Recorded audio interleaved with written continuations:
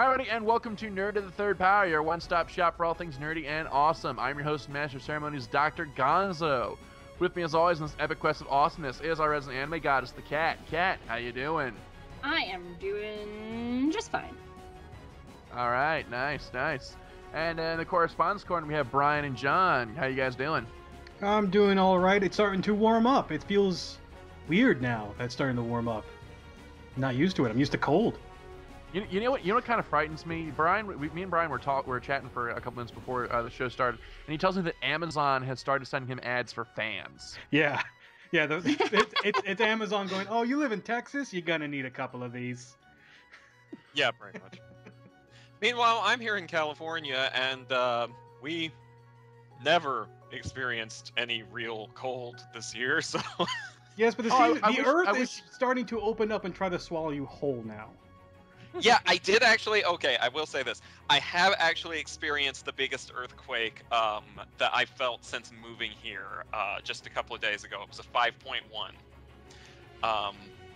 That is the biggest one that I felt so far.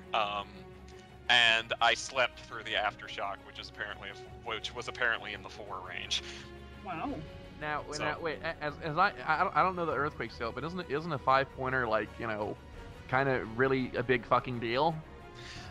It depends. Well, it was a big deal for me, but I don't think it caused that much damage. And it did start a fair ways away from here. I just happened to. I think the epicenter was somewhere in Brea, which is a little ways away from where I am. I'm not naming my specific location. Stalkers. Even though people would probably find a basement or whatever. But anyway, it didn't do any damage to this house. I mean, this house was built in 1894. I'm sure it's been through worse. Well, okay then. All right. So, but yeah, no, weird weather's been cropping up all over the place. It did, however, knock over my Dracula action figure, fell over into my Evil Lyn, and knocked over some of my ponies. Well, that is tragic. Yeah, that's super tragic. We will rebuild. It will take many years and tons of cash, and good men will die, but we will rebuild. But anyway, it is April Fool's today as we record this, and so yeah, I'm kind of surprised that because I haven't seen a whole. Usually on April Fool's Day, Facebook is just a buzz with all kinds of fake news stories and joke headlines, and I haven't seen a damn thing this year. I've seen a few things. I haven't seen much in the way of joke headlines, but I have seen a few of my web comics doing slightly wacky things. Like Dinosaur Comics right now is having some sort of animated GIF seizure. If anyone wants to go check that out. Oop, but I know what I'm doing right now. It's kind of impressive. He's done an overlay GIF over today's comic. Yeah, I say both GIF and GIF interchangeably. Because he's not a choosy mom. I'm not any kind of mom. And thank God for that. This took a weird direction real quick. Or am I? But what about you, Brian? You seen any funny jokes out there today? The only one that actually sort of made me laugh in my sphere is comic books, and that someone made a headline saying that Dark Horse was going to scorch Earth Star Wars before giving it to Disney. So the next storylines are going to be all sort of insane things, like Chewbacca will be shaven, Han Solo will eventually just wet himself for some reason, and R2-D2 will get a translator and just be nothing but cursing. I don't know, that sounds kind of awesome to me. I'll tell you who wins the April Fool's prize though, and that's Google. Have you seen what they're doing with Google Maps? They've turned it into a Pokemon hunt.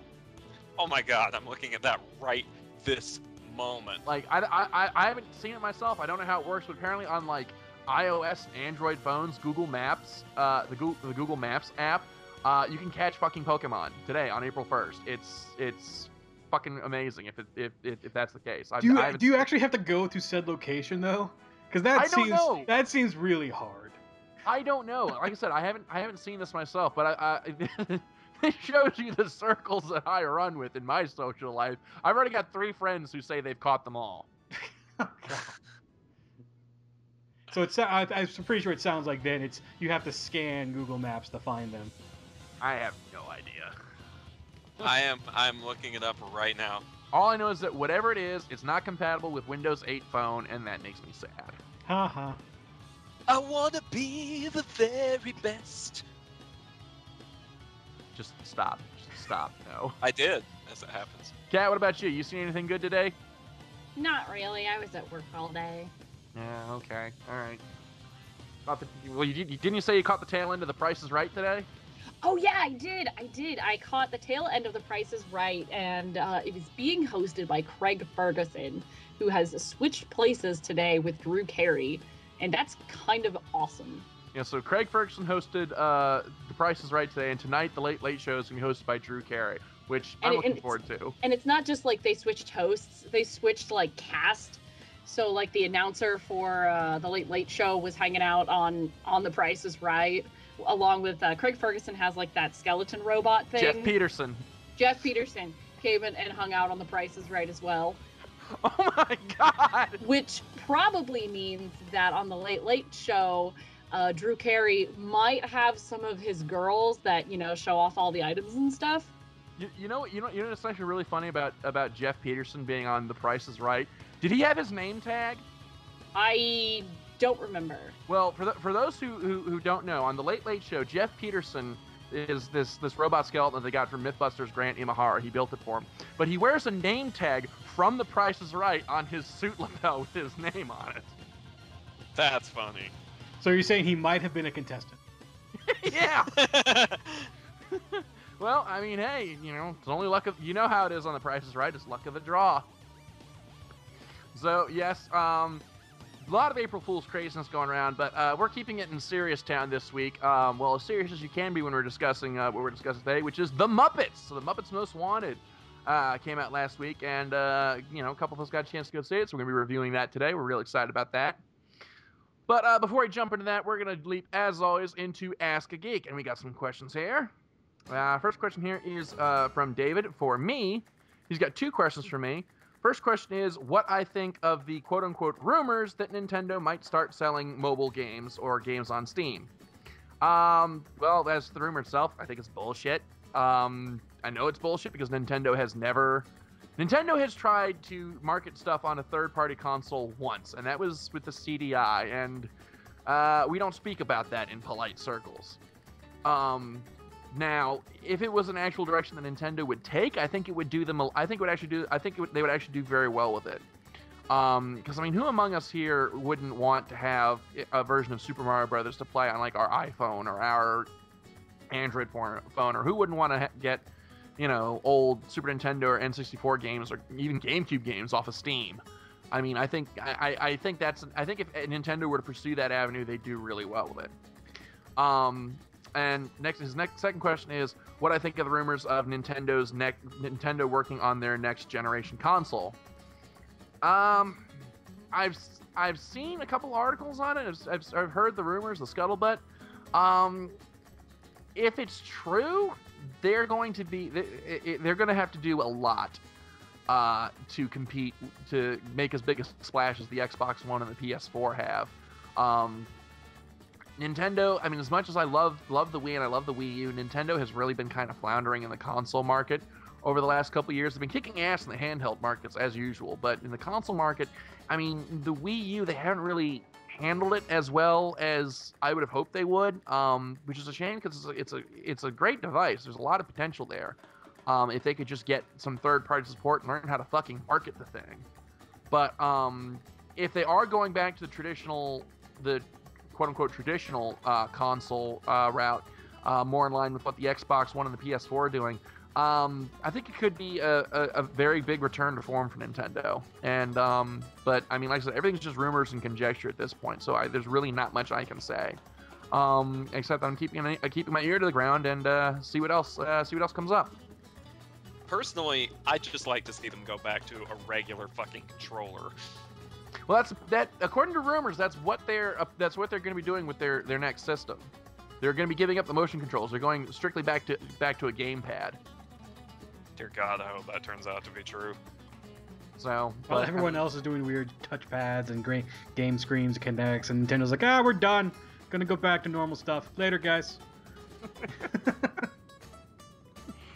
I will say this though. One thing that Nintendo has been consistent on, and to the point of that, that they should be applauded for it, is that they know that they're making a game console, and that's all they're trying to do. They're not trying to, because you remember, you go back and look at E3 this last year.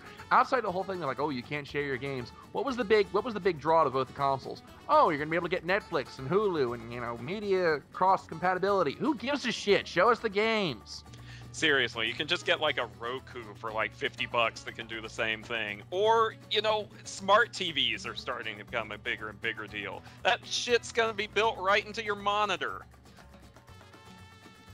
What they Also said. Rabble. Quit trying to make something that plays movies and streams movies and Facebooks and Netflixes and like does your laundry and makes you toast and I would get toasts it your if it made laundry. toast. Oh, yeah, seriously, Yeah, Toast is really actually. cool. Actually, yeah. Toast is awesome. You ever? That just reminds me, have you guys ever heard of a show called Fur TV? No. Is this a furry thing?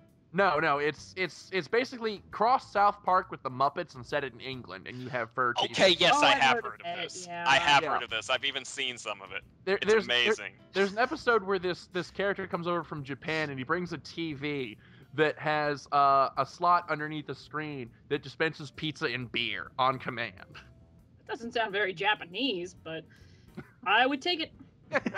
They're not selling Oh. to the Japanese. They're selling to everyone else. Okay. Next question. Next question here comes from the email address says Shadowstar. I'm guessing that's an alias. Either that or you have really awesome parents. And it's for Brian, and he or she doesn't specify.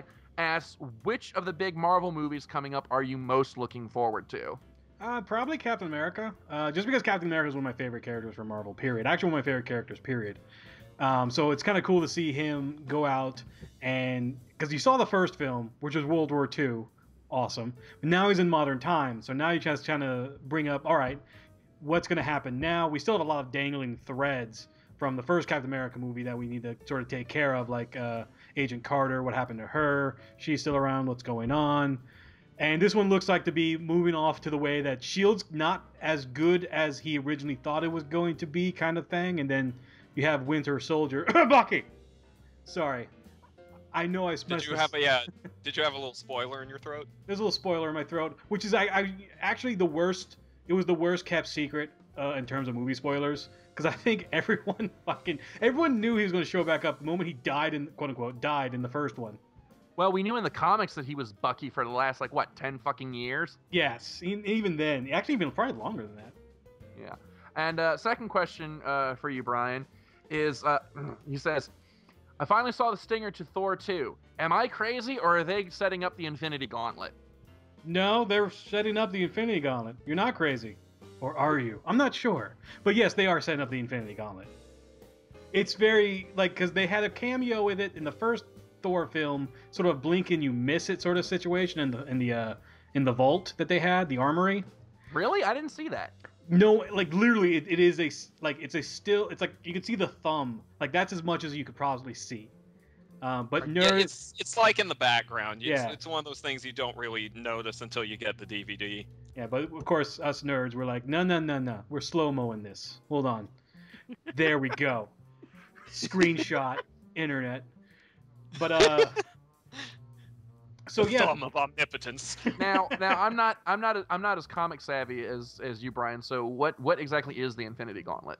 the Infinity Gauntlet is the gauntlet itself is actually just that, a gauntlet. What you care about is the gems, because the gems all have very specific powers to them, and the gauntlet's held by Thanos. And who did we see at the end of the Avengers stinger? Thanos. So it's obviously. Hellboy. What? See, Hellboy. It totally looked like Hellboy. I'm just saying.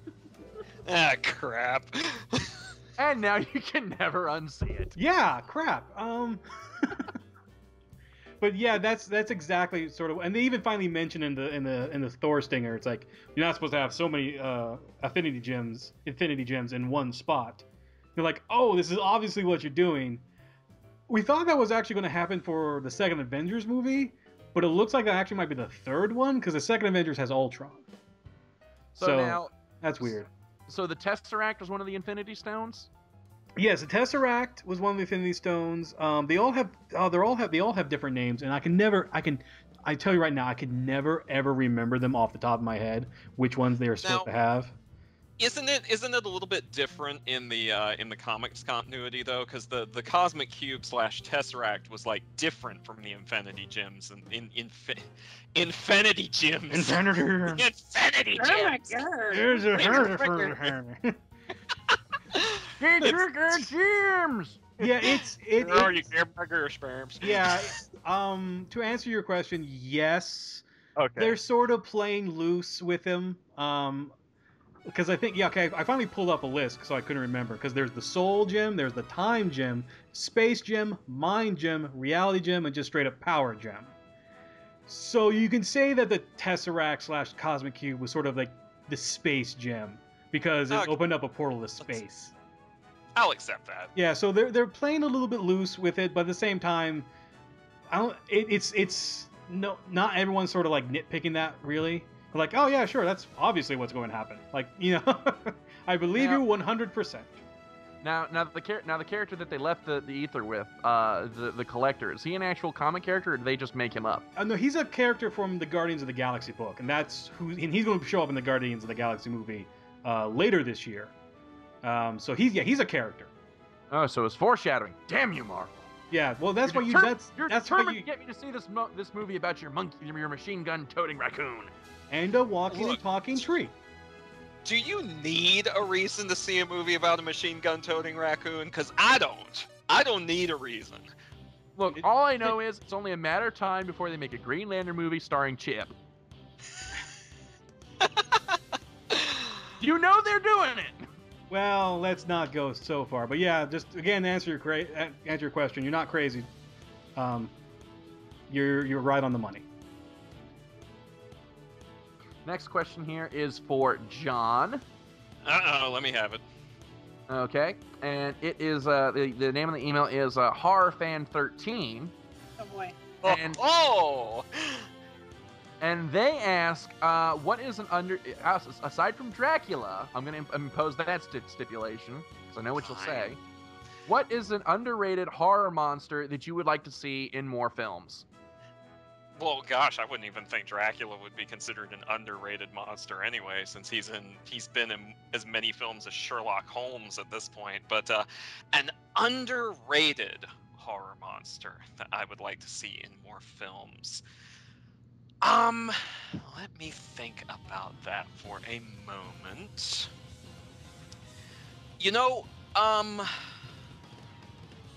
There's something right on the edge of my brain.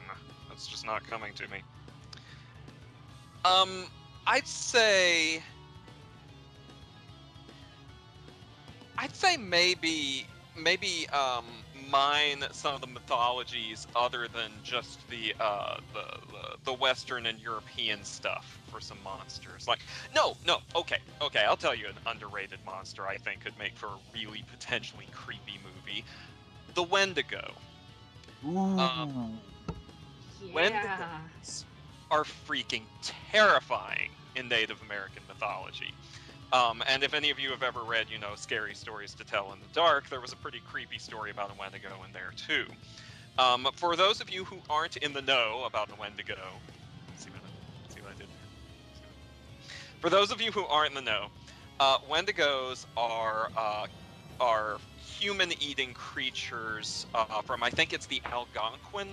I think they're the ones who started the Wendigo legend. Sounds right. And they came from a very, very cold region where food scarcity was a really major issue for them at times. And the Wendigo, allegedly, you can become a Wendigo if you resort to cannibalism, if you're you're starving, it can transform you into a Wendigo. So it kind of arose around taboos about, eating people to survive. Also, allegedly, it's one of those creatures that you don't want to talk about because apparently even mentioning its name allegedly can give it a hold of power over you. Which means I'm in trouble because I've said Wendigo like 73 times already, just in this conversation. But yeah, they're really, really freaky things. And I've seen them done once or twice in TV shows and movies and stuff like that, but I haven't really seen anything that I think really genuinely explores all the freakiness that you could explore with that, like someone turning into one or someone getting carried off by one in the night. And just there's a lot of untapped potential for scariness there. And I think a lot of monsters from other mythologies, like Native American mythology or Asian mythology or any other mythologies other than that little area of Europe wherein we mine all the vampires and the werewolves and stuff, they don't really get as much of their due in horror movies. So yeah, I'll pick the Wendigo. It's funny that you pick that one. I've recently been going through my old Hellboy and BPRD collections, and there's actually a story in one issue of BPRD, which is the spin-off of Hellboy, where everyone's just kind of sitting around and telling stories, and Abe Sapien tells a story about a time when he and Hellboy were up in Alaska tracking a Wendigo, and they wound up cornering it, and they discovered that it had just recently turned, so it still had its human memories and emotions, and was still very confused about what was happening to it. And they were just like, is there any way for me to get cured? And they said, well, the only way for you to become human again is for you to turn someone else into a Wendigo, and we just can't let you do that. So I'm going to be spending the rest of my life in this cell, just completely forgetting who I am and my family. And they're just like, yeah, basically. And it was a really heartbreaking story. And if you can track it down, I highly recommend reading it. I will do that. That sounds fantastic. And they've got another question, this one for all of us. And I'm interested to hear the reactions to this one. What is the most fucked up thing you've ever seen in a horror film? So, John, let's start with you.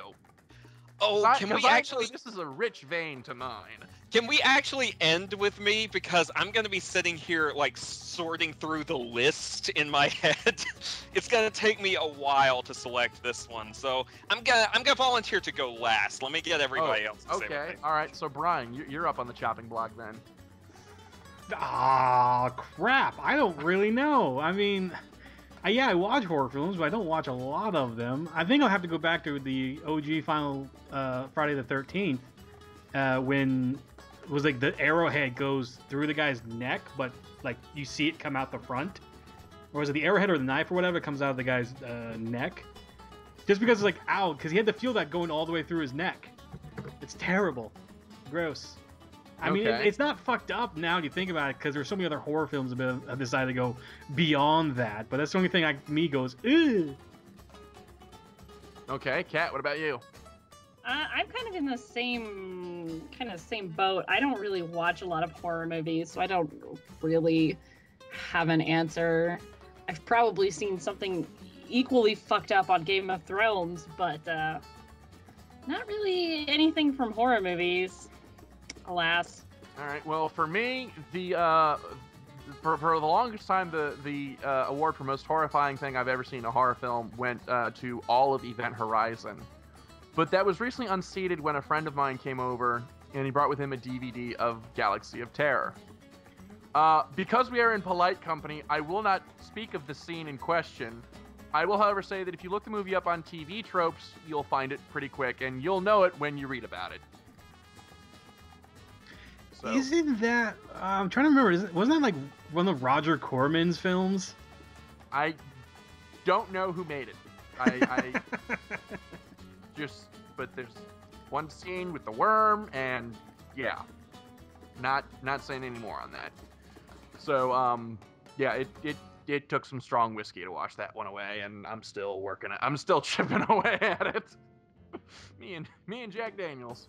But John, let's hear what you got. Most fucked up thing you've seen in a horror film. It's still a difficult question to answer because I've seen so many horror films at this point that a lot of the shit doesn't even faze me as much as it used to.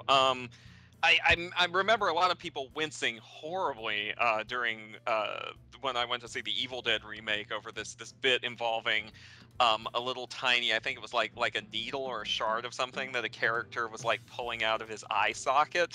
Like the little space between the eye and the socket with the little tissue there, and he was pulling it out, and everyone was Wow, like, I'm really regretting reading off this question right after having dinner. Can I just say that? I'm really feeling bad about my life choices right now. Yeah. There's also the, speaking of eye trauma, there's also the shot in one of Lucio Fulci's zombie movies where one of the zombies is like pushing No, this no, one. stop. I know the scene you're talking about. Just stop right there. Stop. Well, I don't know the scene. Please. Basically, it's an eye and it's a plank of wood with a little jaggedy on the end. With a little jaggedy. A little jaggedy, and it's a little pokey and an owie. I'll say this. That's how it was written in the script. Yeah, that's how it's written in the script, only in Italian. I'll say this. I haven't seen the movie yet, but the most fucked up thing I've read about happening in a horror movie, well, it's more than one incident. The most fucked up stuff I've read about happening in a horror movie was in Lars von Trier's Antichrist. I'm not gonna go into details. I'm just gonna put two words together that you never, ever want to see together in a sentence next to each other. They are not friendly neighbors. Genital and mutilation. Okay, well, there's that. Yeah, that's out there now. They do not get along with each other. Those two words, they don't. Okay, well, this got God, I hope I really hope that we don't have a whole bunch of fans of Dasher Hatfields who decide to pick up the show, because what a shock to go from that family-friendly show to this. I do wonder. Yeah. Let's talk some more about the genital mutilation from that one movie. Wow. Okay. Oh, God. moving on. Oh, I need a happy question now. Happy. This may be so. Okay, all right. Here's one for all of us from Janice, and she asks, "What is our favorite episode of My Little Pony season 4 so far?" Oh, I'm so behind. Sorry. I gotta answer the question, doesn't it? I don't really know. I've seen like 5-6 episodes, maybe. Flutterbat.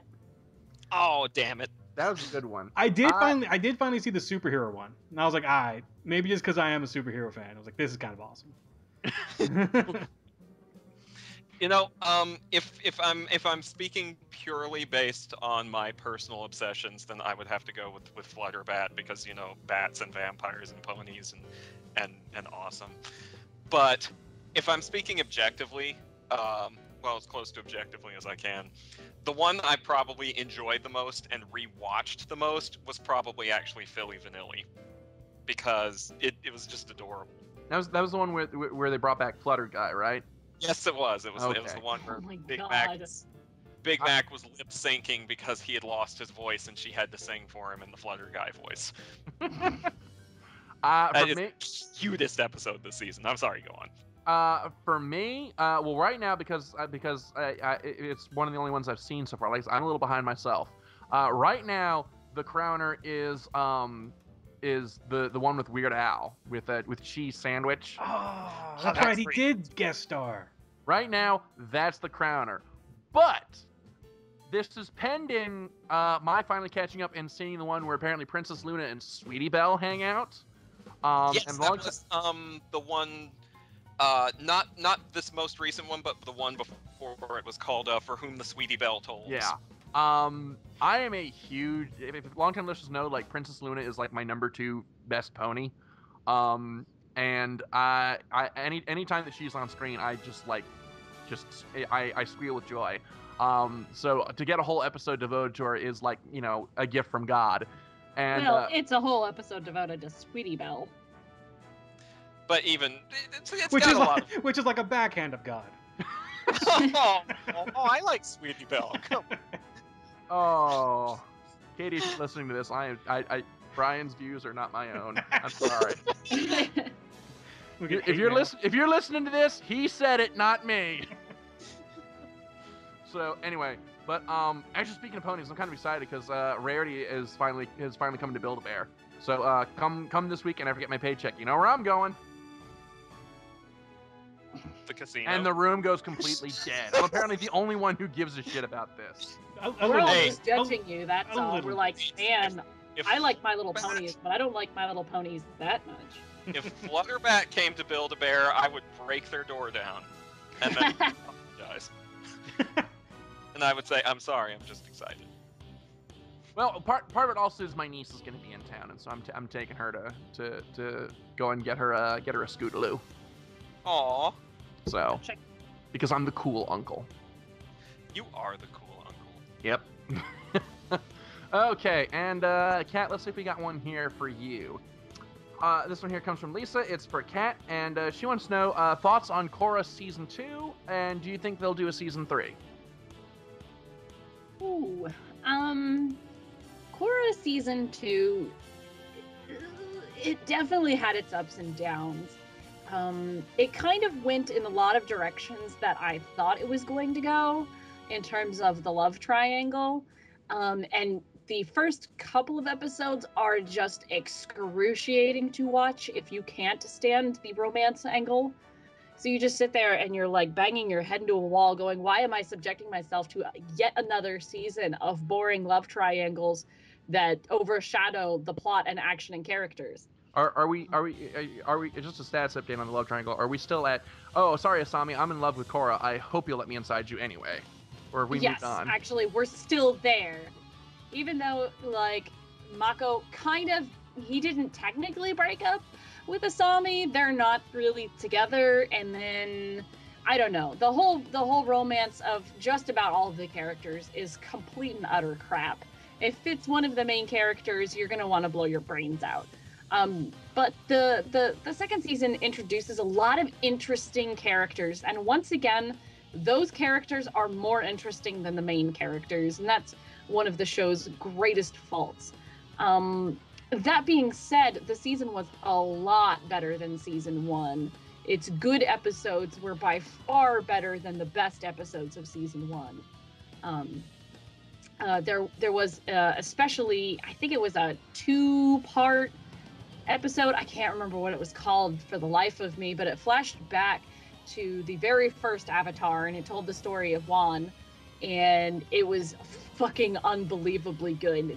Those 2 episodes recaptured everything that you could fucking imagine about the original Avatar: The Last Airbender series that you love, and it recaptured all of that into 2 episodes, and it was fantastic. And then you sort of, that got you the boost to get through the rest of the season, which was pretty good. It was pretty good. It wasn't great. It was no original series, but it was certainly a lot better of a viewing experience than the first season. Will there be a book 3? Yes, I think there is actually one. I think they've actually licensed one. They've issued, I guess, a 3rd book. There are only vague rumors of what it's going to be about and who it's going to focus on. The main rumor I've heard is that it's going to center a lot around Lin Beifong, which would be amazing. You know, but it's just sort of, it's such a struggle because when you don't like the main characters, it's hard to get through it. Okay. Excuse me. And she's also got a second question. She asks if you've read any of the Avatar: The Last Airbender comics. I have read, I've read some of the compilation of the short stories by the different authors, whatever that one was called. And then I've read most of The Promise, which I think is followed by The Search or something like that. Yeah, which is amazing, by the way. Well, see, a lot of the things that are implied within the comics kind of make me tear my hair out. Welcome to what? comics. The Brian's implication. like, sing that old song. This is why I read manga, I swear. The implication from the comics is that the Fire Lord was not actually Zuko's real father. And this really pisses me off. So much. I didn't. I didn't get a chance to finish it because I read like the first half, and I will say this: if you haven't read it and you're a fan of Azula, oh man, they bring her back and she is in rare form now. Oh, I adore Azula. I'm just so nervous about reading the comics because it really feels like they retcon some stuff, and to me like retconning stuff about Zuko's past sort of degrades his character a little bit, and I don't like that. And this is once again why I don't read very many American comics, because retconning things makes me go, ooh, don't. Welcome to comics. Yeah, man. And all the DC fans out there are saying, "Oh, preach, Father, preach! Pass around the everyone. I might fill it to burst." Not just them; it's everybody. They're going, suck it up, bitch. They're like, I shouldn't have to. All right. That's all. That's all the Ask a Geek questions that we have for this week. As always, you can send them to us through the email at billysmith@channelawesome.com, or drop them in the That Guy with the Glasses forum thread of the same name. So personally, we prefer if you send them to us through the email. It's a little easier to keep track of what we've answered and what we haven't. So yeah. And ordinarily, this is where I would jump into our correspondence corner so we get started on the news segments. But I want to take a moment to give a shout out to all of our new YouTube listeners who've been with us for the past several episodes. Welcome to the show. We hope you like what you've seen so far. And to answer a couple of questions that I've gotten since we started going up on YouTube, the most common of which being if we can upload upload our older episodes. Kinda. Because the thing is, there's a lot of them. And also a lot of them are kind of really very rough. What we're going to be doing when we launch our website, which we are working on, is we're going to have a complete episode archive on our own little HTML5 player that you can listen to all our episodes. Or if you'd rather have a version that you can download and play on your iPod, at some point I'm going to be collecting up our entire first 100 episodes and putting up on a torrent for people to download and listen to. So they don't have to sit there on our webpage for hours and hours and hours on end. So that's eventually going to be happening. And for those of you who are just joining us, now, you're new listeners, and you're just listening to now when we know what we're doing, I'm going to apologize in advance for seasons 1 and 2. We had no idea what the fuck we were doing. Some would argue we still don't. I was going to say, that sort of implies that we do know what we're doing now, which I think anybody who's actually listening can tell you isn't true. We're professionals.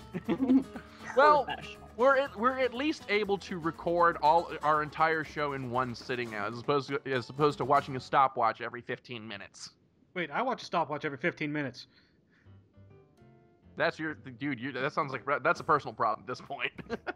But it sounds very professional. Yes, but So yes, shout out to all of our new YouTube listeners. We hope you like the show. We hope you like what you've seen so far, and we hope you'll stick with us. And so with that, we got a lot of show ahead, so we're going to jump right into our correspondence corner, starting this week with Brian. Brian, take it away. Thank you. Well, this week, despite the fact there was Emerald City Comic-Con over the weekend, there was not a lot of news for me. Also, I had to do this around the time of April Fool's Day, so I was forced to try to filter out which is false and which is true. Let's see how well I did, shall we?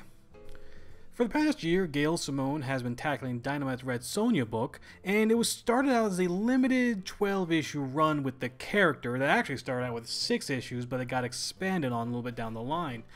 But that's been changed yet again, and she's going to be extending her run a little bit longer. And she's also going to be expanding her role with other books, Legends of Red Sonja and the upcoming Conan vs. Red Sonja book as well. No idea how long the new extension could be. It could be another 6 issues, or it could be up to another year. We'll all have just to wait and see. Skybound Robert Kirkman's studio, with conjunction of Image Comics, is adding a new title to their ranks in Tech Jacket. Well, it's not technically a new book, as it's a return of Tech Jacket to the main print, following up a small digital run he had recently. The series will be handled by Joe Keating and Cale Randolph. Whether you consider this a reboot or a relaunch of the character is up for you to decide. I guess Skybound doesn't fall in line with Eric's thoughts of how books should be handled. Okay, that was pretty low and petty on me. I'm sorry, Eric. Matt Fraction is teaming up with his own son to write an Adventure Time comic book for Boom Studios sometime in the near future. So far, we don't know the story that will be taking place. The duo just actually recently got the gig over the weekend to write it. Hopefully there will be more information soon on what may or may not be going on. Perhaps it will be a story that changes everything forever, or just a fun little romp in the new world to play in. Dark Horse might be losing Star Wars soon, but the publisher has other sci-fi heavy hitters to back them up in their upcoming new Aliens, Predator, and Prometheus series, but also announces a new Alien vs. Predator miniseries as well, described by the author Chris Silbilba, a brutal horror book with a bit of phonetic thriller added in. These stories all seem to take place in the same universe as the previous comic series, though there might be limited callbacks to them in the past. In May, a new Godzilla will be hitting the theaters, and a week before, so will a new comic tied into the movie. Legendary Comics has shown off a Arthur Adams cover to Godzilla Awakening, an 80-page prequel comic written by Godzilla's screenwriters that takes place 2 decades before the movie. This is similar to Pacific Rim's prequel comic Stories from Zero Year. The title will be out May 7th in comic shops, to be picked right up before the movie comes out May 16th. DC has been slowly putting out their Earth 1 original graphic novels these past few years, starting with Superman and then Batman. There's also a Wonder Woman book in development, but that's by Grant Morrison, so who knows when that will actually come out. But now we're getting a new book by writer Jeff Lemire in Teen Titans, which is slated to come out later this year. They say November, but no date in the month has been mentioned as of yet. Following this title, there will be other volumes and hopefully that Wonder Woman I mentioned above. There is also some hope there'll be more characters for this series, but we have to wait for these previous volumes to come out first. So there probably will not be any announcements of new books until next year. Remember that not too long ago I mentioned there was a possible Spider-Man 2099 comic coming back? At least I hope I mentioned that. Well, in any case, Spider-Man 2099 is coming back, and Peter David will be writing it, who wrote 90% of the OG run. There was a time David was actually unsure about this project happening. Rumors circulated for a while since Spider-Man 2099 showed up in Superior Spider-Man that there could possibly be a new oncoming. But it turns out that he's on board and excited to be as well. No announced date as of yet it'll be debuting, but don't be shocked, this is sort of a spin-off of Spider-Verse event that is happening later this year. Well, that's it for this week's Multiverse Headlines. I now turn it over to my film-watching enthusiast colleague, Projections John. Take it away, John. Thanks, Brian. Well, without further ado, let's dive into the movie bin and see what we've got this week. We begin today with another Fantastic Four casting announcement, this one probably coming with a tad less controversy than accompanied Michael B. Jordan's placement in the part of Johnny Storm. No, this time we're looking at the villain of the piece, Victor Von Doom himself, an integral part of the Four's mythos. And it looks like the part of the Good Doctor has gone to a little-known actor named Toby Kebbell, or perhaps that's Cabell, I'm not really sure.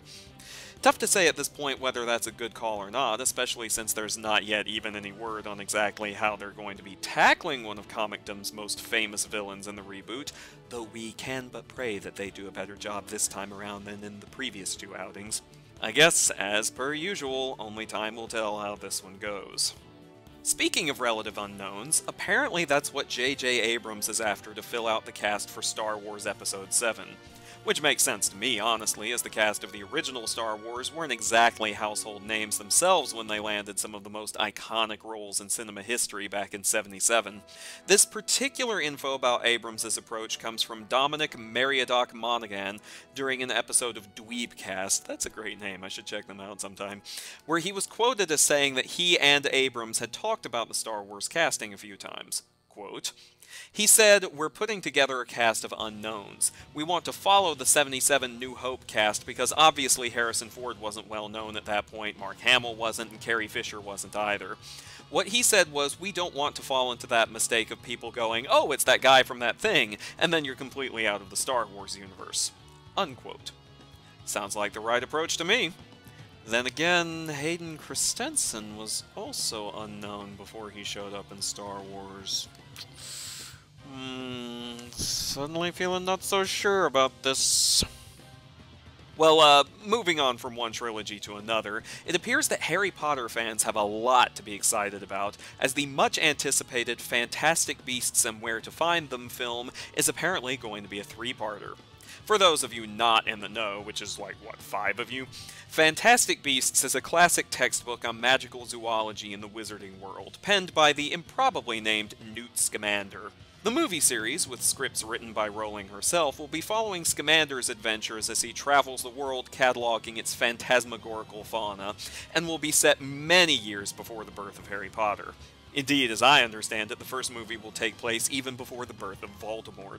The apparent driving force behind this entire project is Kevin Tsujihara, the current CEO of Warner Brothers, whom J.K. Rowling credits with making the entire thing happen. Quote, "It isn't PR speak, but the literal truth. We had one dinner, a follow-up telephone call, and then I got out the rough draft that I thought was going to be an interesting bit of memorabilia for my kids and started rewriting." Unquote. Personally, I am all over this movie, as I'm up for any excuse to watch mythical monsters cavorting around on screen, but a Harry Potter movie project developed this closely in conjunction with Rowling herself? That can't help but be magic. And lastly, Harry Potter isn't the only magical movie which can create box office gold, as anyone who's been keeping track of the performance of Disney's Frozen knows by now. The Oscar-winning musical has been absolutely killing in both its domestic and international gross for weeks now, and it shows no signs of stopping. Frozen is currently sitting on a whopping $1.07 billion take, surpassing Toy Story 3 to become the new highest-grossing animated film of all time. And considering that it's still playing in a ton of theaters all around the world, and that this number does not include DVD and Blu-ray sales or all of the tie-in merchandise, it's safe to say that Frozen is going to continue to generate a lot of cold, hard cash for Disney for some time yet. And that's it for your movie news. Now I turn things over to our resident anime goddess, the Cat. Cat, take it away. Why, thank you, good sir. I'm gonna keep it short today. Attention, attention, calling all artists. Viz Media, in conjunction with We Love Fine, has announced a Bleach design contest. The winning design will be featured on officially licensed Bleach t-shirts and other merchandise. The winners will be chosen by guest judges, including representatives from Hot Topic, Crunchyroll, along with the Bleach creator Tite Kubo, editor Hattori Yujiro, and character designer Kudo Masashi. Winners of the guest judge picks will receive a $300 cash prize. The runner-up will receive $150. The Hot Topic guest judge pick will have their design sold exclusively at Hot Topic, and the Crunchyroll design pick will be sold exclusively on Crunchyroll.com. The grand prize winner will not only have their design on merchandise all over the country, they will receive a 3-day, 2-night trip to Los Angeles, California, including airfare and hotel, and a full show pass to Anime Expo, where they will meet and be interviewed with the Viz Media and We Love Fine teams, and they'll have a really awesome time. You can enter up to 5 submissions. The deadline is April 8th. Visit welovefine.com/contests for more information.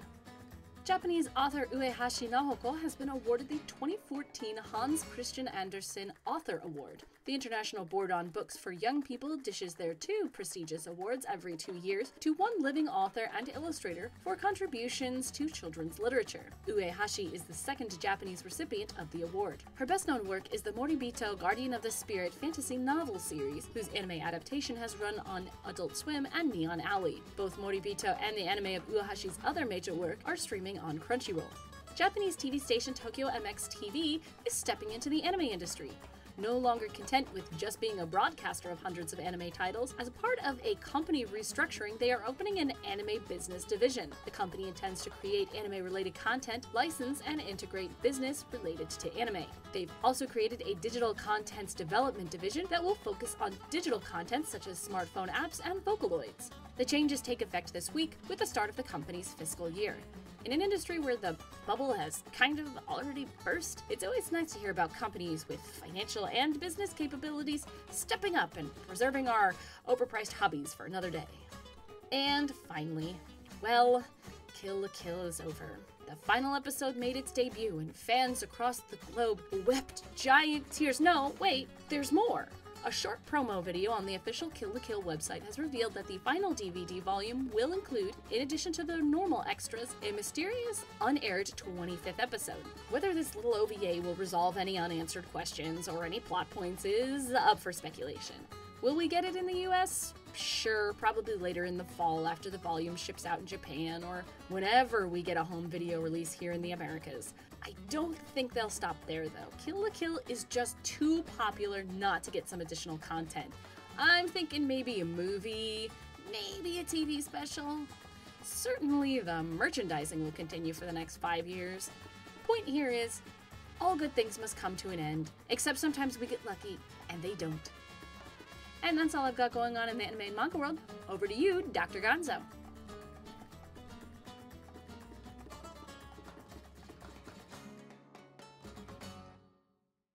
All right, thank you, Kat. And here's all the gaming news that's fit to hear this week. Our top story, in a move entirely appropriate with April Fool's Day, Google turned their Google Maps application into a worldwide Pokemon hunt, allowing users to search for and catch Pokemon with the tap of a touchscreen. The minigame included 150 Pokemon and ran until 2 p.m. Wednesday. No word yet on if the game can be accessed elsewhere for those of us who missed it. Non-US fans of South Park: The Stick of Truth were dismayed last month to find out that several sequences of the game were censored for international release, including both of the game's abortion sequences. However, PC players being the crafty types that they are, a mod has already been released that uncensors the game, bringing it in line with its US counterpart. When contacted about this patch, Ubisoft responded simply that they are, quote, looking into the matter. No word from Valve how purchasers of the game on Steam will be affected, if at all. In tech news, it's official. Windows Phone users will get their very own Cortana digital assistant, similar to the iPhone's Siri. While the announcement that Windows Phone would be getting a digital assistant for months now, up to this point the Cortana name in connection to Halo was simply a working title. But now it's been confirmed that Cortana will be the final model, and will be voiced by Jen Taylor, who voiced the beloved hologram character in the Halo series. Now, if we could just get an official release date of the update, we'd be gravy. And Far Cry 3 Blood Dragon was a surprise hit last year. The standalone spin-off to Far Cry 3 was an action title that went at 80s action movie tropes with tongue cemented firmly in cheek, and it looks like more is on the way. A promotional image said to be tied to alleged sequel Blood Dragon 3 Vietnam War 2 has been leaked to the press, depicting robots fighting aliens in Vietnam.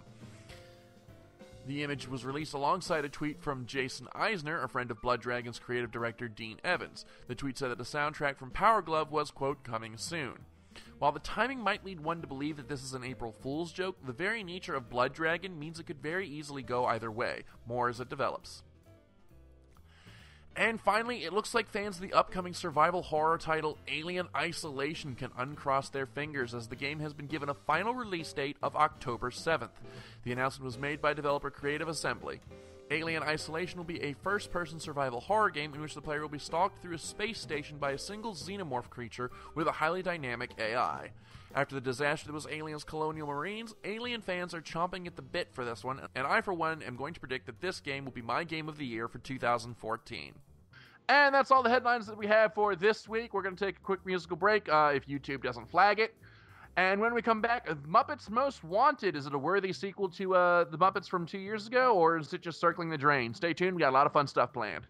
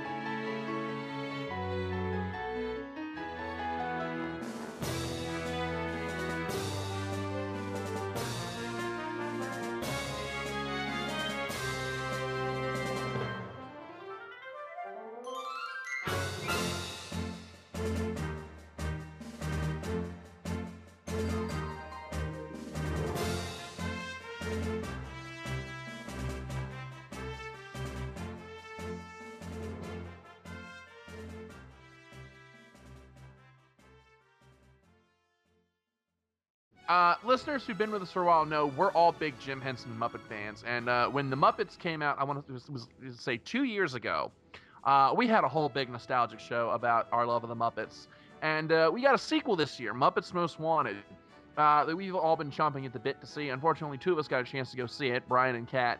But we're gonna go ahead and soldier on and go ahead and do our review of the film anyway.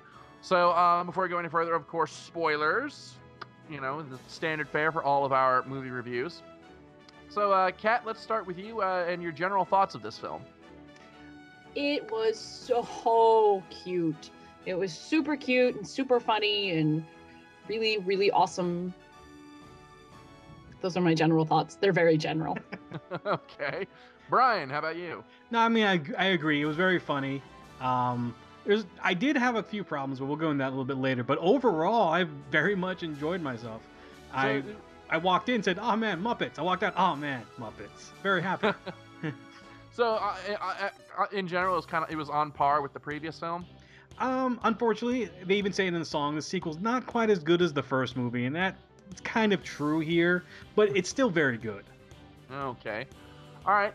So let's go ahead and start breaking the movie down into its component pieces, starting, of course, with the plot. And one of the things that kind of raised my eyebrows about this film was Walter's still hanging around, but his brother and Amy Adams are nowhere to be seen.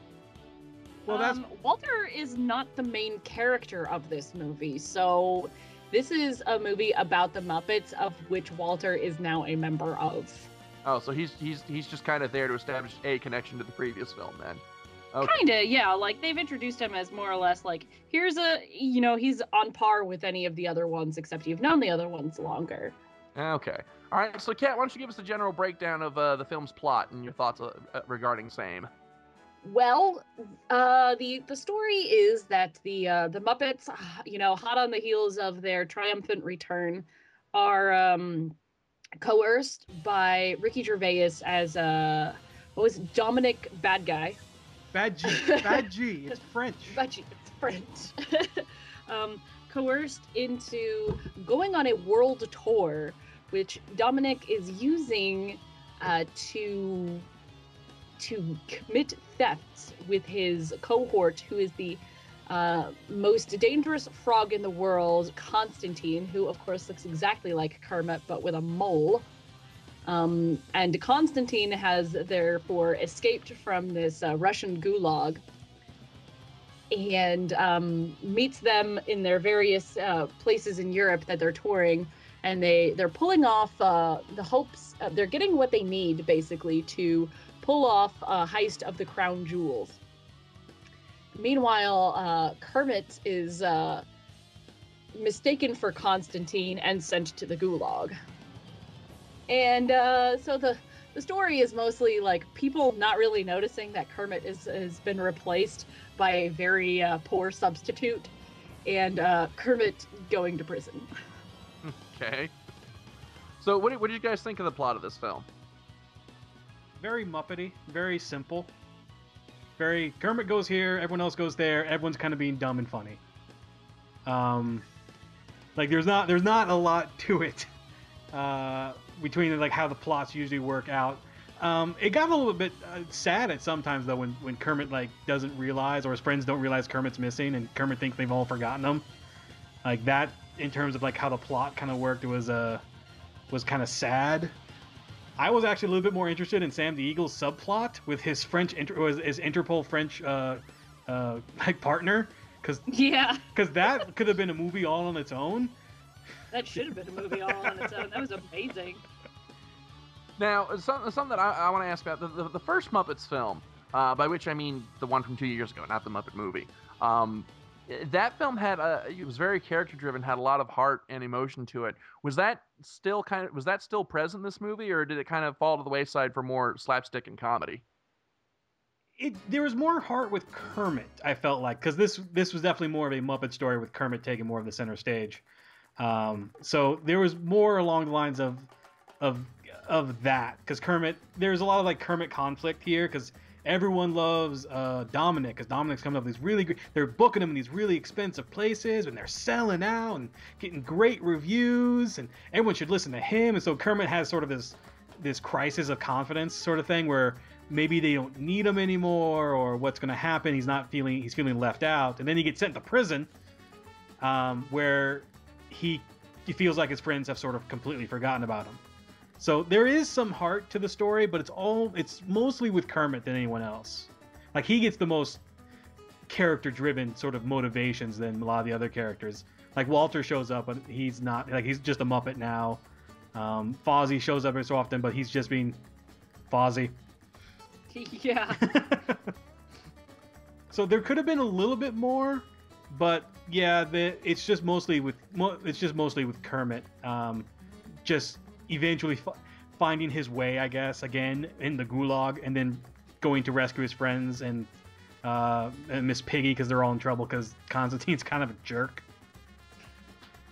Okay. Constantine is hilarious.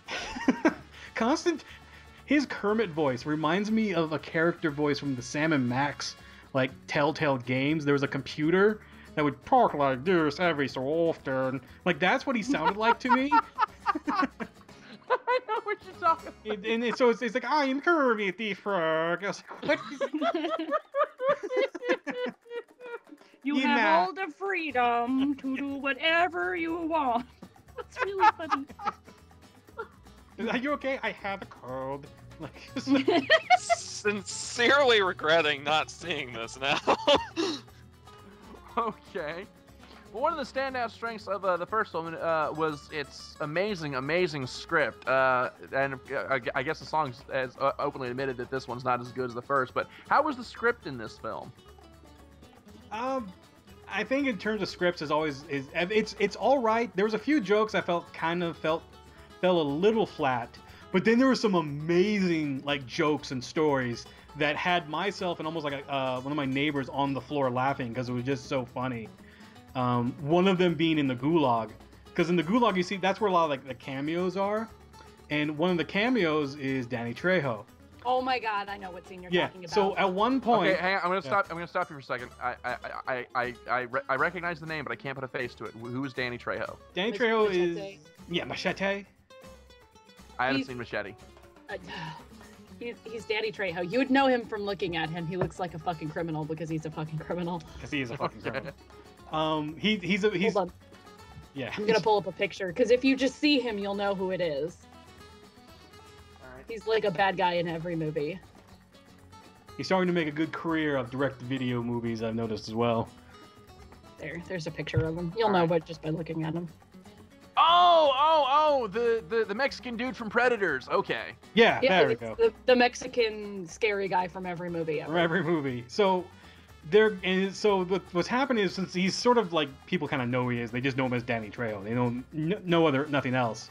So there's a scene where she's Tina Fey, who is the gulag chief, I guess, was walking down. Yeah, walking down saying, like, "Good night, Kermit. Good night, Prison King. Good night, this guy. Good night, Danny Trejo." And, like, myself and my neighbor, because we were in a small theater when I saw it, and it was an afternoon, so there was about 6 or 7 of us. But she and I, on the ground, just because we didn't expect that happening. Good night, Big Papa. Good night, because it's the last thing she says, and it's a little quiet, and if you hear it, just good night, Danny Trejo, and just dying. Like, my friend who saw it with me, we got looks. We got weird stares from people because they didn't really get it. Now, what's the subplot involving Sam the Eagle that I've heard about? Oh, Sam the Eagle. You want to talk, Kat? Do you want me to go with it? Sure. So, Sam the Eagle, who is CIA, is paired up with Ty Burrell's character, who is named... Is Jean-Pierre Napoleon. Yeah, like Jean-Pierre every French Napoleon. guy ever.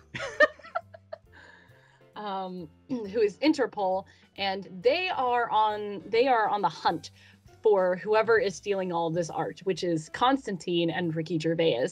And Jean-Pierre Napoleon's arch nemesis is a thief called the Lemur, which is Ricky Gervais's character.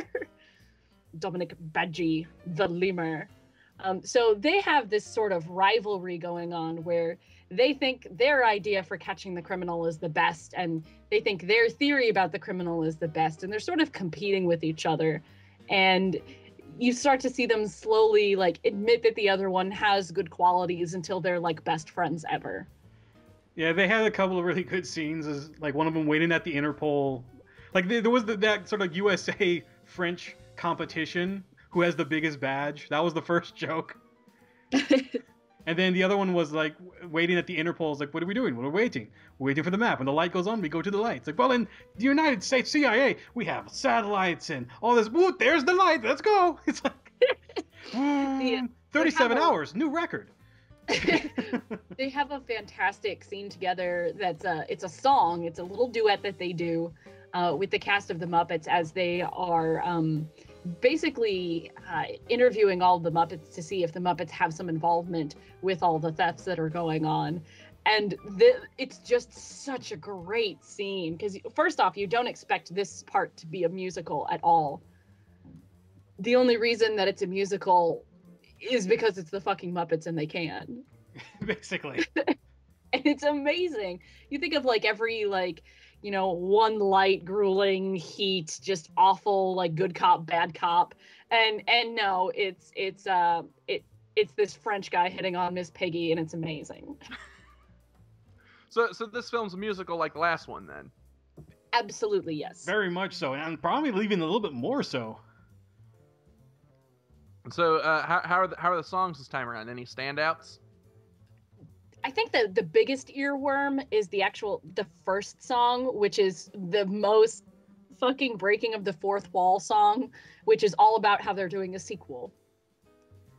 And it's a whole song about being in a sequel and how it's never quite as good and hey, but at least the studio thinks we're a viable franchise and they're just doing this until Tom Hanks makes Toy Story 4. And it's an actual line and it's beautiful. It's a wonderful line. They had, and during the song, everyone sort of pitches a new movie and Fozzie pitches the exact same movie that they were just in. Like, Fozzie, did you even see the last movie? And also, the very much like, and here's a load of just random cameos. And so Lady Gaga shows up, and Tony Bennett was right there. And I feel very sorry. Tony Bennett did not look good. When I saw him, I was like, oh, Tony. Tony Bennett? Tony Bennett. I was like, oh man. It's like, hi, Lady Gaga, for some reason. I really shouldn't question cameos in a Muppet movie. No, you really shouldn't. Although, let's talk about the best cameo in that movie, which was Usher. The Usher. Because that joke was the most beautiful joke, other than Goodnight, Danny Trejo. Oh, there's somebody in the theater and they're trying to find their seat and they're like, I can't find my seat. I need an Usher. Usher. And then Usher turns around playing an Usher. It was I thought the joke that followed up to it was good. It was like bride or groom. And he was talking to that handsome pig. He was like, well, what do you think? He's like, bride? No, groom. I'm actually related by marriage. What kind of Usher are you? And like he walks away. I was like, what? And just Usher's like, what am I here? Why am I even here? Oh. And then if you look in the credits, he's Usher credited as the Usher. Just as Danny Trejo is credited as, not as himself, but as Danny Trejo, because that's his character's name. That's his character's name. Okay. Well, I guess that brings us to the next bit that we need to pick apart, and that's the cast, both human and Muppet. So how is the casting in this film? I feel like we're going to focus way more on the humans this time around because the Muppets are usually just the Muppets. So Ricky Gervais, I'll just start with Ricky because he is one of the main antagonists. I am like sort of a half a fan of Ricky. I kind of think he's funny. Then other times I kind of think he's just an asshole. Here he plays really well, actually. I'll give him some credit. He does play his more funny side to him. Mostly because you just see you expect him because for the whole movie he's just getting crapped on by Constantine as being the number 2 most wanted criminal in the whole world. Ha! Crapped on number 2. Ding. You're going to the penny glove. Continue. Worth it. Anyway. Sorry, not sorry. So I think he plays slimy when he needs to play slimy, but he plays like upbeat and good and I'm your best friend. There's no one better than me, like really well at the same time. and he has the amazing ability to pull out like 3 suitcases out of nowhere. Well, Ricky Gervais is one of those involved in this film. Came as a bit of a mild surprise to me because I mean I've seen his stand up, and he's not someone that you would associate with something as kid friendly as the Muppets, or let alone Sesame Street. When he did a guest spot on Sesame Street, I was like, oh my God, what are you doing here? You tell dick jokes about celebrities in the Oscars. What are you doing with Elmo? And I think it's just because everyone's sort of a fan of the Muppets. Like, you want to work with them? Yes. Like, no one, by the cameo list, no one says no. It's like, you get a chance to work with Muppets, you're going to say yes, no matter what. So I think that was why he said yes to it. He was like, yeah, I'll work with the Muppets. That sounds like a great idea. And who wouldn't? I mean, yeah. Muppets. Okay, what were some other standout cast choices in this film? Tina Fey. Oh my God. See, I'm sort of on the defense about Tina Fey because I think she's great, but I don't like a lot of the movies that she's in because it's generally not my kind of funny. She is so amazing in this movie. Like, yeah, her character is the Gulag chief, and she does a really pretty good Russian accent, like through the whole film, and she's just on you can tell she's just having a great time performing everything super over the top and ridiculous. Don't care, like she's so over the top. Like she talks about having her Netflix queue is nothing but prison escape movies to make sure no one escapes from the Gulag. And I'm kind of the same way. Like I think Tina Fey's hilarious, but her choices of movies is always sort of sketchy. This one's just perfect. Like, it was go in, this is your character, be silly, done. The one thing that did bother me about the script, going back a little bit though, with her character, is that at one point she falls in love with Kermit, which comes out of nowhere, and it's immediately dropped out of nowhere. Like, there's no resolution. It almost seems like maybe she was in love with him the whole time. Like, she's just always been in love with him. And so that's why she was more than willing to, even though she knew that Kermit wasn't Constantine, she was more than willing to keep him there. Yeah, really. You're here. You're staying here by state law. We're in Siberia. Too bad. Don't make me put you on the wall.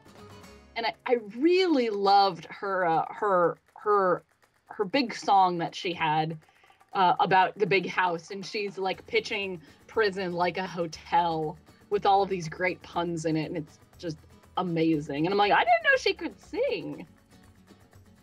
Well, yeah, that was her, and believe it or not, also Josh Groban.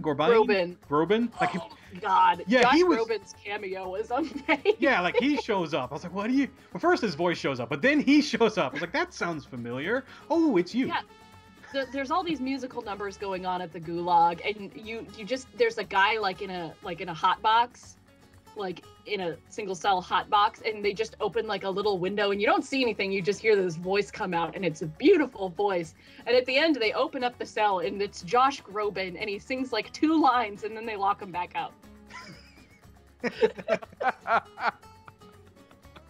Okay. Yeah, a lot of Tina Fey does a really great, actually the whole Gulag crew really, I think does a really great sort of ensemble cast in their own right, because you think of it like, oh, they're going to prison, but it's a Muppet film, so it's not really prison, it's a really, really crappy hotel with machine guns that he has to perform a play. Yeah. And the one with the machine gun shooting you if you try and escape is fucking Stanley Tucci. But he's a really nice... He's like the nicest guy ever. So they took a page out of Tropic Thunder's book and made it hilarious. A little bit. And yes, of course, I like Stanley Tucci. Oh, I'm sorry, I tried to run away. No, it's okay, Kermit, it's okay. It's just that I'm doing my job. I was like, well, thank you for not shooting me. No problem. So it's like, yeah, they have machine guns, but they don't actually shoot anyone. They just shoot the ground. Right, And then you're very apologetic about trying to escape. And of course, one of the prisoners was also Tom Hiddleston for like 12 seconds, and that was it, and that was worth it. Be a great escapo. Mm-hmm. We tried to escape. Oh, Oh, and Celine Dion. Of all the fucking cameos ever, Celine Dion. Wow. That because I remember, well, because you almost didn't expect it because they name dropped Celine Dion. Like Miss Piggy wanted to do like a Celine Dion like 5-song marathon at one point. Yeah, and she kept saying, "What about my Celine Dion song?" Yeah, just she kept name dropping. I was like, what's such an odd thing to name drop? And then when Miss Piggy has her big number, she's duetted with Celine Dion. I was like, I really should have seen this coming. Right? You don't think they're gonna get Celine Dion, and then all of a sudden, Celine Dion. Man, that's a name that's needed that needs some press nowadays. God, I almost forgot Celine Dion existed. She works in Vegas. Oh my god. Okay.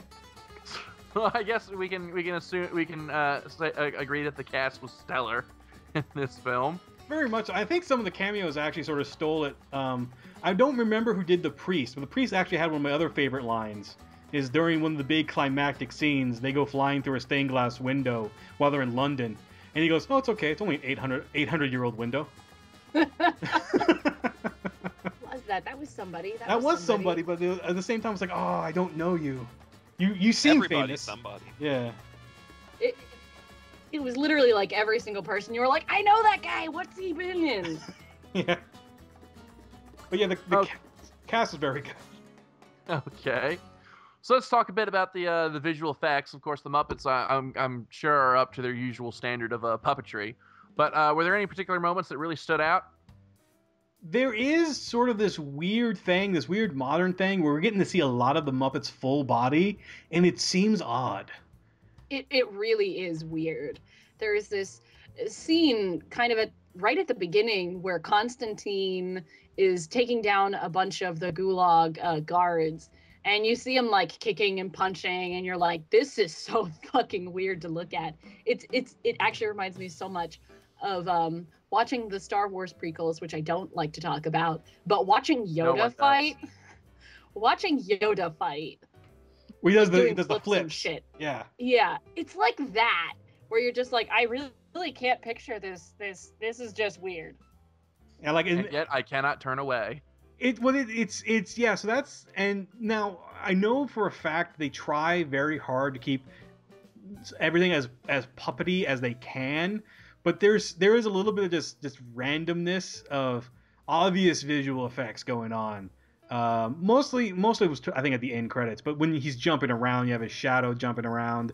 Obviously, they're CGing out either the bodies or the hands or the rods, or the strings. Yeah, the strings, the rods, and stuff like that. I recently watched the first Muppets film again, and I just recently noticed that they did that in the last film. They edited out the rods, and I was like, oh my god, this feels blasphemous. A little bit. It actually started around Muppet Treasure Island, as they tried to keep rods being not as seen as very often as they want. But now with the luxury that we have computers, it's like, yeah, we can get rid of that easily. Here they are.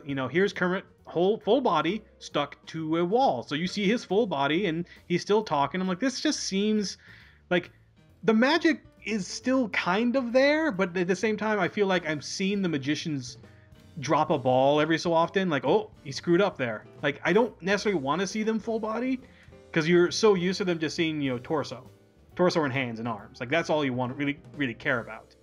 Yeah, it legit is really weird to look at. So that would be my one complaint. Okay, all right. I was actually surprised because there were some pyrotechnics, like practical, like blowing up effects. And that's actually one of the jokes that I'm a little disappointed didn't carry throughout the whole movie, because in the first scene, when Constantine breaks out, he blows up the prison. And then he makes a little bit later, he makes a phone call and blows up the telephone booth.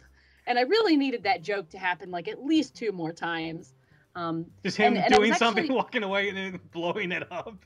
Yeah, like just blowing stuff up. I just needed that to happen at least 1 more time, but 2 preferably. They tried to blow up Miss Piggy, but it was a failure thanks to Bunsen's was it magnetic bomb detector suit, which just brings the bomb the tractor brings the bomb to Beaker. Beaker can handle it though. Yeah. But I was a little disappointed that they didn't like break the fourth wall a little bit more and actually point out the effects. Like, because I seem to think they did something like that in the first movie where they pointed out some of the effects and like, oh, we spent a lot of money on this effect or something like that. And I was a little disappointed that they didn't say something like, oh, that looks like an expensive explosion. They didn't have that. They did have Rolf make a point, because at one point they have to go save Kermit. So it's Walter, Fozzie, and Animal, and Animal's the only one that realizes that Constantine is Kermit. Out of all the Muppets, it's only Animal. They make a point to point that out. But when they leave, Constantine and Dominic try to explain that they quit the Muppets, and Rolf's like, "Wait, Walter quit the Muppets? We just had a whole movie about him joining the Muppets." You know, like, that was like the 1/4 Wall-E sort of break in the movie. Other than the entire first song. Okay. John, you've been rather quiet over there. Do you have anything you want to ask about? It's difficult for me to think of too many things to ask about because I love the Muppets, but I didn't see the previous one either, and I feel like I lack any and all context for this movie, so I've just been catching Pokemon on Google. At least he's honest. I'm up to like 20. We're sitting here doing a show, doing our fucking jobs, and you're over there hunting down Entei? You son of a bitch! Get the hell out of my studio. I'm sorry. I've been listening and commenting occasionally. I just don't have any questions. He does weirdly enough in his sort of stupor.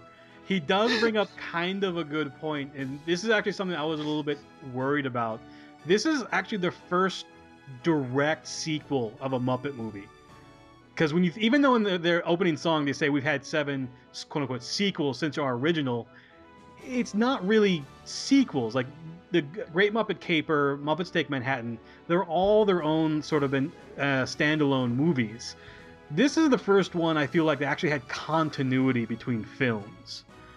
So basically, each one of the others was like Final Fantasies like 1 through 10, and this is Final Fantasy 10 too. A little bit, and they'll make it like this is just another movie we happen to be making. You know, there you go. This one is, you know, you have the direct lines and a little bit of callbacks to the first movie. One of the big callbacks, like, I take it back, the only real big callbacks, Walter and his whistle. But other than that, if you don't see the Muppets, the very first one, you won't recognize Walter. You won't know, like, who the hell is this random character that happens to be around with the Muppets? I don't remember you in the original show. So that concerned me when it became a direct sequel, because they never really done that. I was like, this could end up being kind of bad. Luckily, it didn't happen. I'll bet you money that if they make a third Muppets film, Walter won't be in it.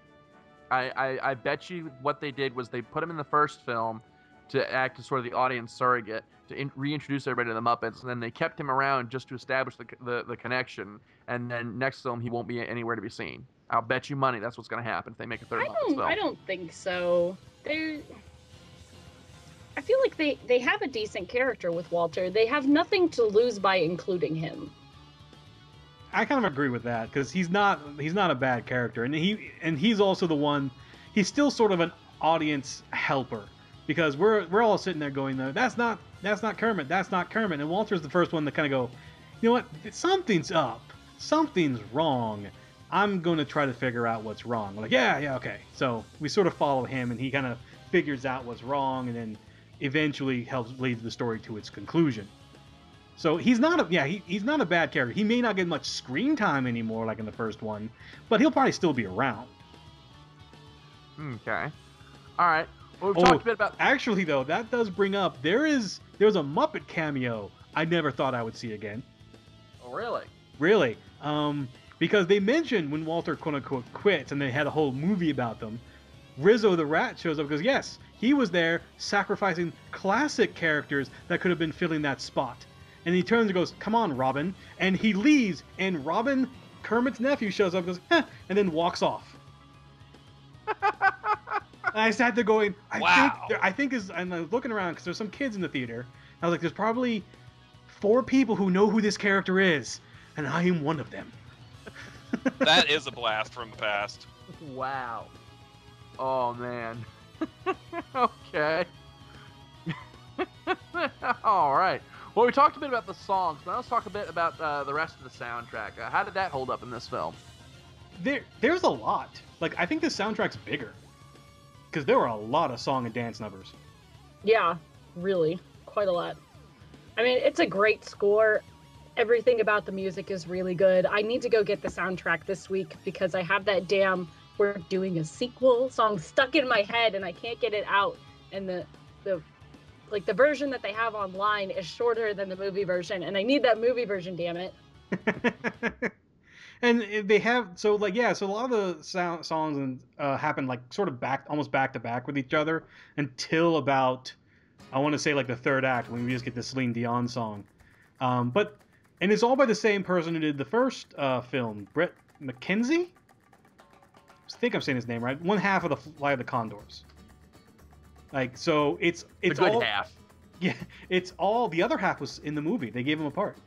They all have they all kind of their own little things, but there are just sort of a lot of them. They come at you very fast and furious, but they all kind of a little bit different.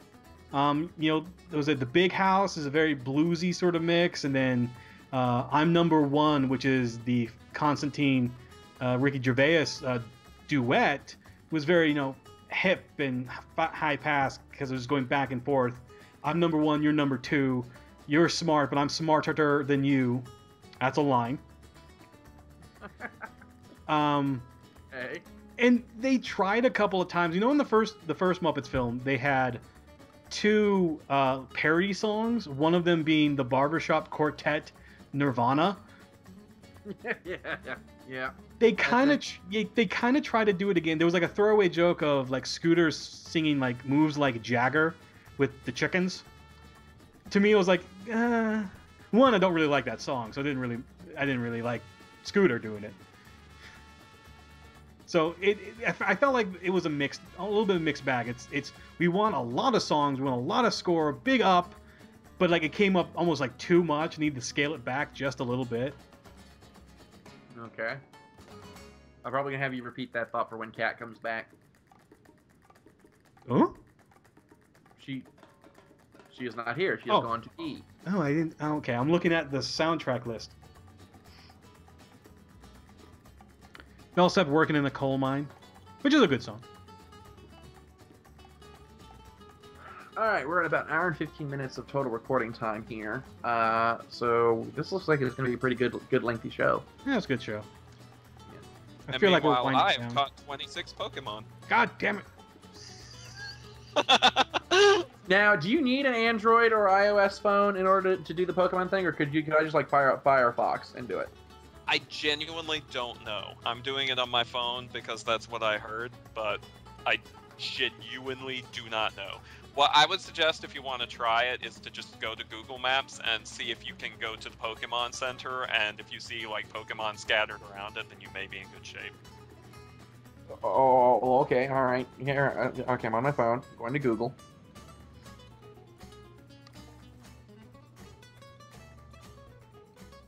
I don't know. That may just be me. Yeah, it might just be you. Okay, just me, everyone. So you really thought that you didn't think that there was a little bit too much songs? Hold on. I might need to look at a list and see how many songs there were. Let's see. Muppets Most Wanted soundtrack. There's a good amount. Now, sure, like I said, some of them are parody songs, so I don't really count Scooter singing moves like Jagger. Blah. There may have been like one song too many, like maybe like one unnecessary song, but I didn't really mind. All right, so I will take it as just me. That's just me. I'm the weirdo. All right. Okay. All right. Well, I guess we pretty much broken down the movie into component parts. So, why don't we before you start giving our final rating, why don't you guys tell us your favorite moment from the film that you saw? Oh, there's a couple of really good ones. I think my absolute favorite moment might be Danny Trejo, because it's such an out of nowhere joke. It's either that or Stanley Tucci apologizing and Kermit the Frog apologizing to each other. So it's a toss up between those two. Okay. Kat, what about you? Mine is probably a toss-up between the Danny Trejo line and the opening number. We're doing a sequel just because it's such an earworm and it's been stuck in my head for days now. Okay. All right. So, John, do you have any questions to ask, or are you busy over there trying to track down Mewtwo? I think we all know the answer to that question. Get off your goddamn phone! I was going to say it's not Mewtwo, it's Totodile that I'm having trouble with right now. But no, truth be told, the only question I have is why haven't I seen this yet? Because this sounds amazing, and the Danny Trejo thing in particular sounds spectacular. So, yeah, you have succeeded in making me want to go see this theatrical experience. Alrighty, so then I guess let's start winding it down with our final thoughts on the film. So, Kat, why don't you go first? Final thoughts on Muppets Most Wanted.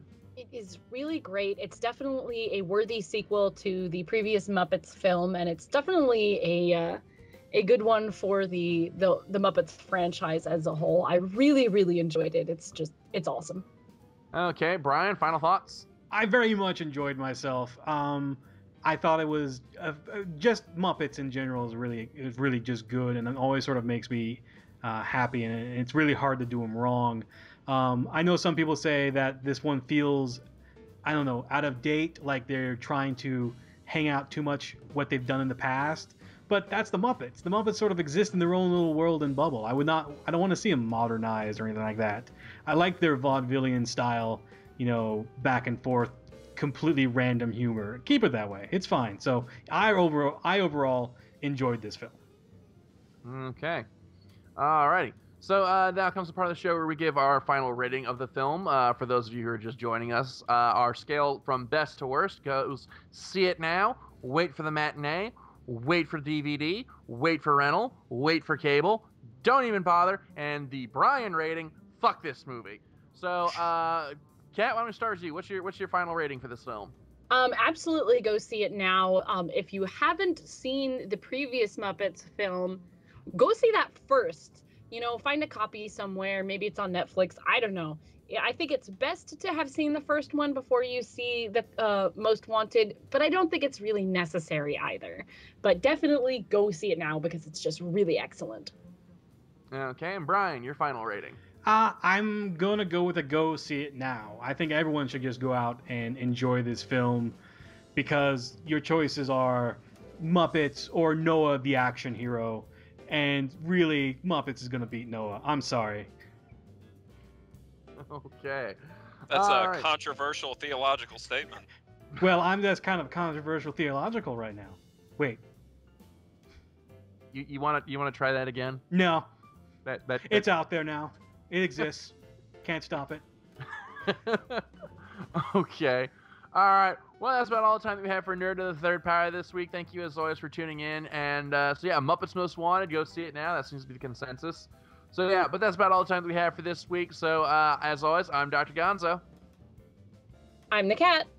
I'm Brian. I'm John, and I just caught a Snorlax. Fuck you.